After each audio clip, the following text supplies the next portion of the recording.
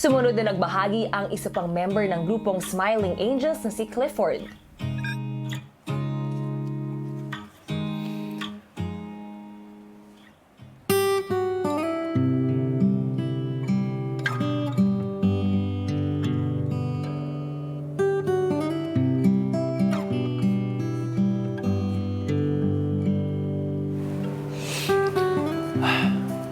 Dear Clifford, the journey will really be hard, and you think you may not have the type of childhood every kid dreams of.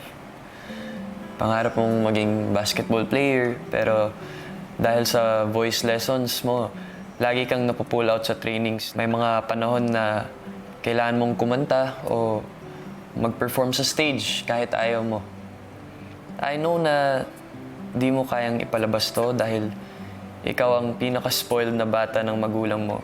At sa tingin mo, wala kang karapatang magreklamo. Pero gusto kong sabihin sa'yo na nakikita ko lahat ng paghihirap at sakripisyo mo. I feel so sorry for you. And I know you've just been longing to hear that phrase from someone. You already have one friend that understands you. And you will always have me. Promise ko sa'yo, it'll all be worth it in the end. Madami talagang bagay na I wanted to do as a kid po, kuya, na hindi ko po nagawa, kuya. Siguro mas pinili ko po yung mga bagay na hindi ko po gustong gawin kasi sa tingin ko po yun yung magpapasaya sa mga tao sa paligid ko, sa family ko. Masarap din po talaga sa pakiramdam na nakikita din silang masaya.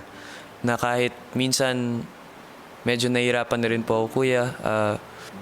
Hindi talaga siya nagkukumpara sa pag nakita ko na masaya po yung mga taong mahal ko po, kuya. Pero syempre may times na rin po talaga, kuya, na sana eto naman yung mangyari sa akin. Yung something na parang gusto ko naman, kuya. Sa tingin ko po, kuya, dito sa bahay niyo po, parang feeling ko ito talaga yung reward rin para sa akin, kuya, na ngayon ako naman, kuya. From now on, sarili ko naman pipiliin ko po, kuya.